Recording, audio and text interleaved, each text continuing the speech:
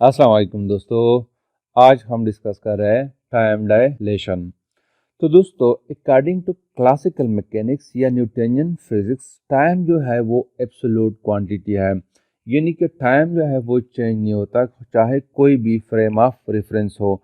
लेकिन special theory of relativity या Einstein के मुताबिक टाइम जो है वो एब्सोल्यूट नहीं है, वो चेंज होता है। It depends on the frame of reference. तो दोस्तों, हम गिलियन ट्रांसफॉर्मेशन पढ़ चुके हैं। वहाँ पे भी टाइम जो था इट वाज एब्सोल्यूट, वो चेंज नहीं होता था। और लॉरेंस ट्रांसफॉर्मेशन में जो है टाइम वो चेंज हो जाता है। It depends on the frame of reference and observer. तो जो गिलियन ट्रांसफॉर्मेशन है वो उस वक्त फेल हो जाते हैं जब कोई ऑब्जेक्ट जो है it moves with the velocity of light. यानी जब कोई ऑब्जेक्ट जो है वो मूव कर रहा है with the velocity of light, तो उस वेलोसिटी के नतीजे में जो फिनोमेना प्रोड्यूस होते हैं वो गिलियन ट्रांसफॉर्मेशन एक्सप्लेन नहीं कर सकते हैं। तो लॉरेंस ट्रांसफॉर्मेशन जो है वो उस फिनोमेना को एक्सप्लेन कर सकते हैं। जैसे कि टाइम डायलेशन है, तो हम पयान की एक एग्जांपल लेते हैं। Pion is a particle that can be created in the high energy particle accelerator. ये एक ऐसा पार्टिकल है जिसको हाई एनर्जी पार्टिकल एक्सेलरेटर के थ्रू इसको जनरेट किया जाता है। और it is very unstable particle. और जब उसको रेस्ट की हालत में प्रोड्यूस किया जाता है तो उसके एवरेज लाइफ टाइम जो है वो 26 इंटू 10⁻⁹ सेकेंड है। और एक एक्सपेरिमेंट में पयान को क्रिएट किया गया जिसकी वेलोसिटी थी वो 0.913 सी। अगर पयान जो है जब रेस्ट की हालत में हो तो उसकी लाइफ टाइम जो है वो 26 इंटू 10⁹ सेकेंड होती है। लेकिन जब उसको इस वेलोसिटी के साथ क्रिएट किया गया 0.913 सी, तो उस वक्त उन्होंने इस वेलोसिटी के साथ डिस्टेंस तय किया 17.4 मीटर। मतलब ये कि जब उसको इस वेलोसिटी के साथ एक्सेलरेट किया गया तो उन्होंने इतना डिस्टेंस 17.4 मीटर का डिस्टेंस उन्होंने कवर किया। तो यहाँ पे इस डिस्टेंस को कवर करते हुए एक्सपेरिमेंटर ने टाइम को नोट किया कि इतना डिस्टेंस कवर करने में कितना टाइम लगता है। तो उन्होंने इस फार्मूले के थ्रू टाइम को मेजर किया, जिसमें डी जो है वो 17.4 मीटर है और वेलोसिटी जो है वो 0.913 सी जो है 3 इंटू 10⁸ मीटर है। तो उन्होंने जब टाइम को मेजर किया तो इट वाज 6.35 इंटू 10⁻⁻8 सेकेंड था। तो यानी ये टाइम जो है इसको अगर मैं टी नॉट का नाम दे दो और इसको टी का नाम दे दो तो this time is very greater than this time. तो मतलब ये हुआ कि जब पयान रेस्ट में है तो उसका हाफ लाइफ जो है वो इतना होता है। लेकिन जब उसको एक्सेलरेट किया गया विद द वेलोसिटी 0.913 सी से, तो उस वक्त जो है उसका टाइम जो है life time was 6.35 into 10⁻⁻8 second, जो कि इससे ज्यादा है। तो this is called time dilation. तो स्पेशल थ्योरी ऑफ रिलेटिविटी इसको एक्सप्लेन कर सकती है। तो सबसे पहले हम टाइम डायलेशन को डिफाइन करते हैं।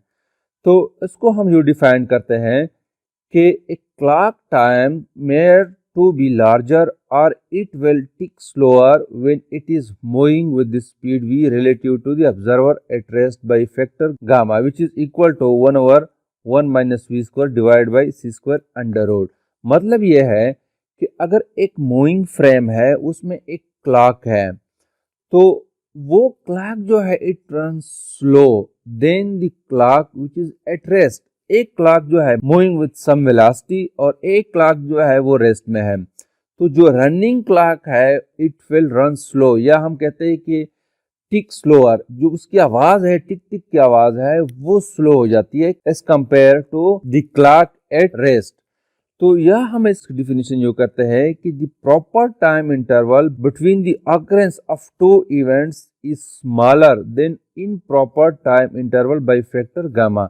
तो मतलब यह है कि एक प्रॉपर टाइम होता है, एक इनप्रॉपर टाइम है। तो प्रॉपर टाइम वो टाइम होता है कि फॉर एग्जांपल आप किसी गाड़ी में बैठे हैं, वो गाड़ी जो है it moves with some uniform velocity, और आप एक बाल को फेंकते हैं। तो बाल को फेंकना एक इवेंट हो गया है और बॉल का वापस आना एक इवेंट हो गया है। तो इस दो इवेंट्स के दरमियान जो टाइम है इसको प्रॉपर टाइम कहते हैं।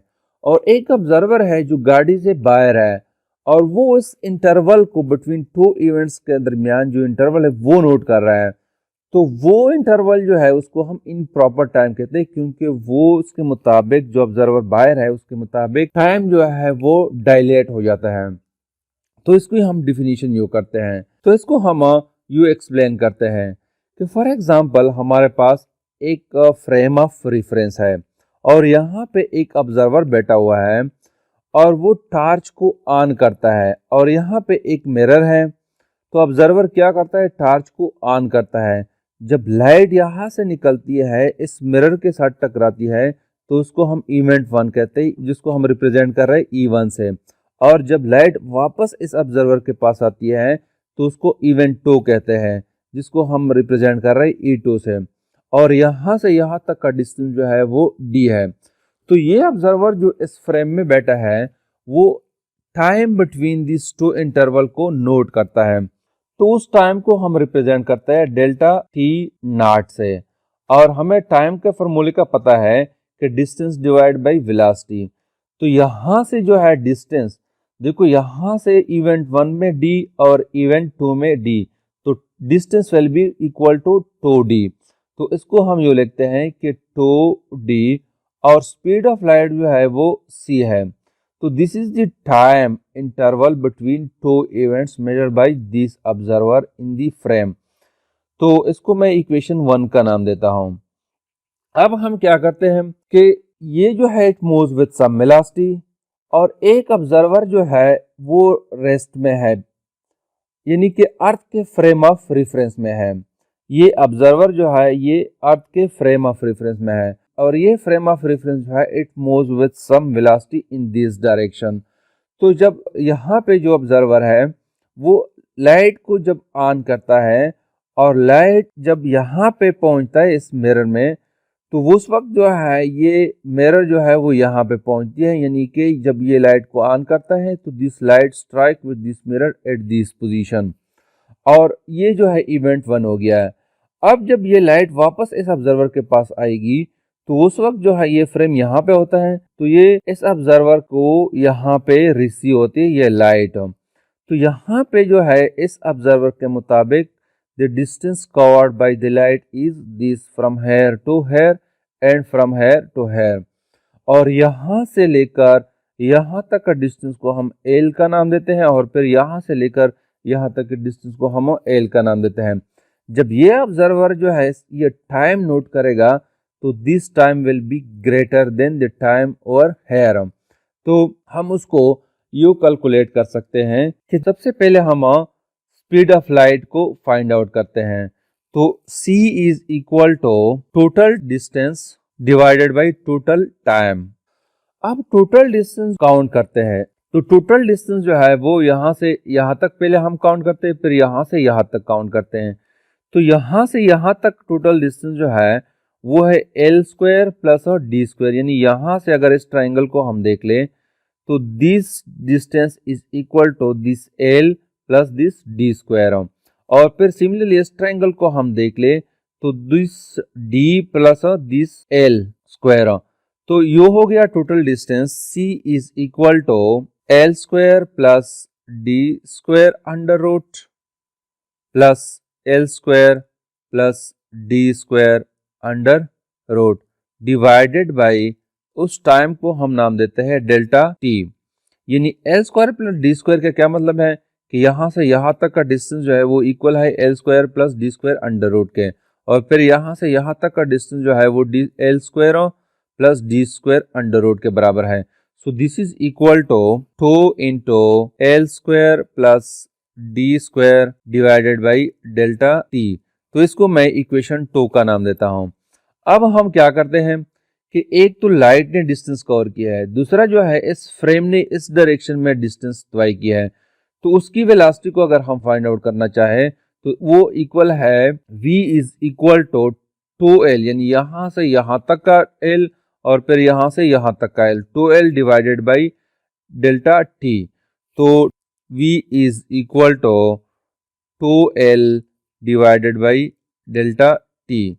तो यहाँ से हम एल की वैल्यू निकालते हैं, तो L is equal to V delta T divided by V.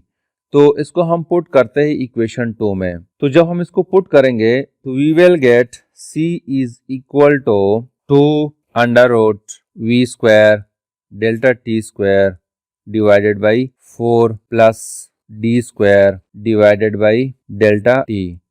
तो इसको हम यूँ लिखते हैं C square is equal to 4 V square delta T square divided by 4 plus D square divided by delta T.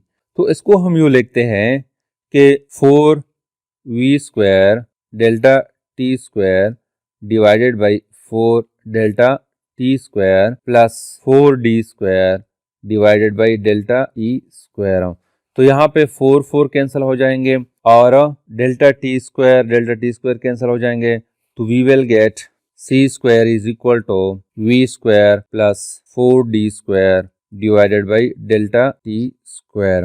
तो इसको हम यूँ लिखते हैं कि C square minus V square is equal to 4d square divided by delta T square. तो इसको हम यूँ लिखते हैं कि delta T square is equal to 4d square divided by C square minus V square. तो this can be written as के delta t is equal to 2d divided by C square minus V square.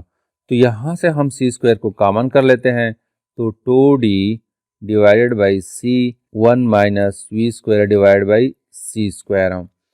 तो यहाँ पे अगर हम देख ले कि 2d divided by C this is equal to equation 1। तो लिहाजा हम यहाँ पे पुट करते हैं delta t is equal to delta t not divided by 1 minus V square divided by C square.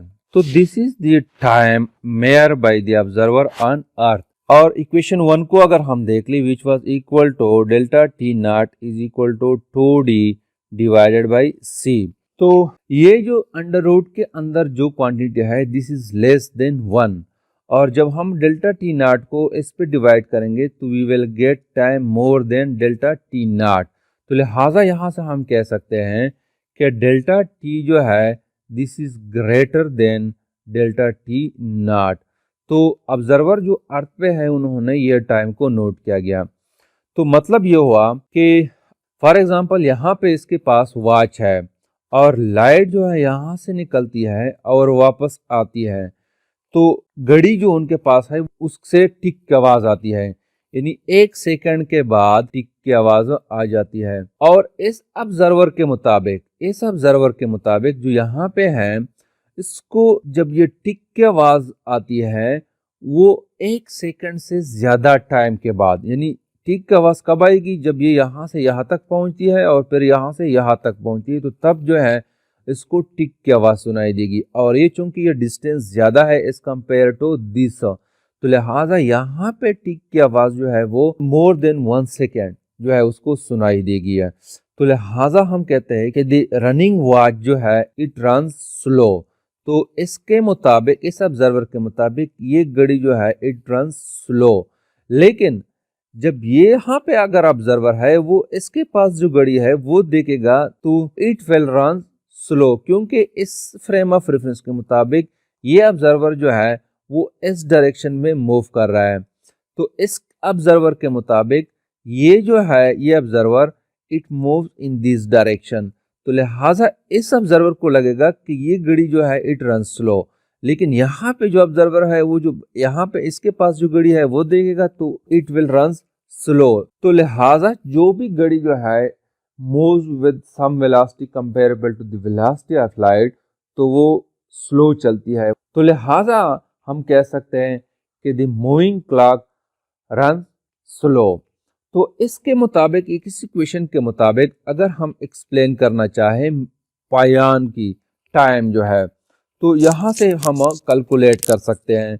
तो इस इक्वेशन को यूज करते हुए हम जो टाइम हमने स्टार्ट में कैलकुलेट किया था उसको हम यहाँ पे कैलकुलेट कर सकते हैं। तो लिहाजा जो हमारे पास डेल्टा टी नॉट जो है वो उस पायान की केस में इक्वल है 26 इंटू 10⁻⁹ सेकेंड है। तो जब हम इसको इस टाइम को यहाँ पे पुट करेंगे तो we will get delta T is equal to 26 into 10⁻⁹ divided by 1 minus वहाँ पे वेलोसिटी जो थी वो 0.913 c थी। तो इसको हम यूँ लिखते हैं कि 26 into 10⁻⁹ divided by 1 minus 0.913 square के बराबर है। चूंकि यहाँ से c स्क्वायर और c स्क्वायर ये कैंसिल हो जाएंगे तो we will get 26 into 10⁻⁹ divided by 1 minus 0.833569 under root, और ये भी अंडर रूट है और ये भी अंडर रूट है। तो delta T is equal to 26 into 10⁻⁹ divided by 0.166431 under root, और this is equal to 26 into 10⁻⁹ divided by 0.4079। तो इसको जब हम डिवाइड करेंगे तो delta T will be equal to 6.3 into 10⁻⁸ second. तो यहाँ से भी जो है मूविंग पायान की जो टाइम है वो 6.3 इंटू 10⁸ सेकेंड है। तो यहाँ से भी आया, और शुरू में जो हमने डिस्कस किया था कि this is equal to 6.3 into 10⁸ metre पर सेकेंड। तो लिहाजा इस फिनोमेना को, इस एक्सपेरिमेंट को हम एक्सप्लेन कर सकते हैं through special theory of relativity. तो this is something about the time dilation. Thank you.